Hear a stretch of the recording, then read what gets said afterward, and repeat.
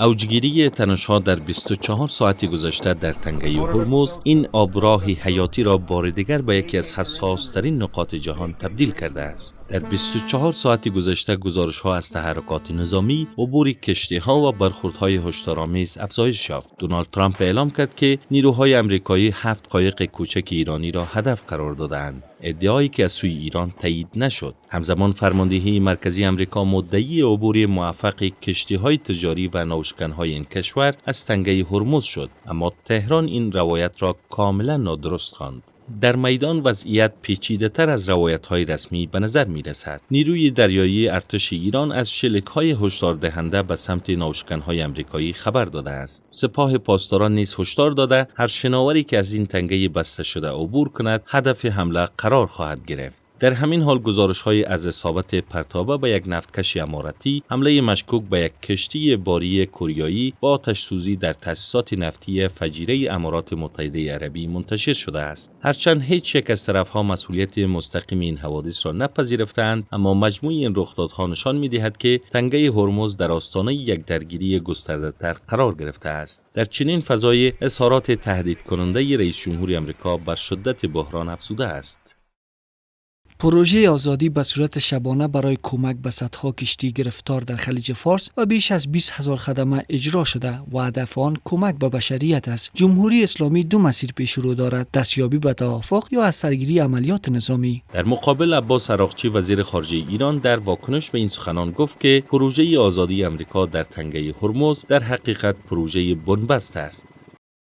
تحولات تنگی هرمز به روشنی نشان می‌دهد که یک بحران سیاسی راه حل نظامی ندارد، در حالی که به لطف تلاش‌های پاکستان مذاکرات در حال پیشرفت است. امریکا باید هوشیار باشد که توسط بدخواهان دوباره به یک بادلاق کشیده نشود. امارات متحده عربی نیز همینطور.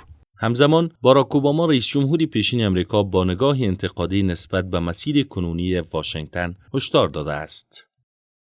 بنیامین نتانیاهو در دوران ریاست جمهوری من بارها خواستار اتخاذ موضع تهاجمی‌تر از جمله حملات نظامی به ایران شده بود، اما من به جای آن مسیر دیپلماسی را انتخاب کردم. در این که اقدام نظامی فعلی ایالات متحده در نهایت به نفع آمریکا یا اسرائیل باشد تردید دارم. در همین حال شماری از آگاهان سیاسی هشدار می‌دهند که اگر آمریکا و اسرائیل به جنگی که به زیان منطقه و جهان تمام می‌شود پایان ندهند، احتمال دارد کشورهای مختلف در برابر این رویکرد همصدا شوند و برای مهار اقدامات آمریکا در منطقه دست به اقدام جمعی بزنند.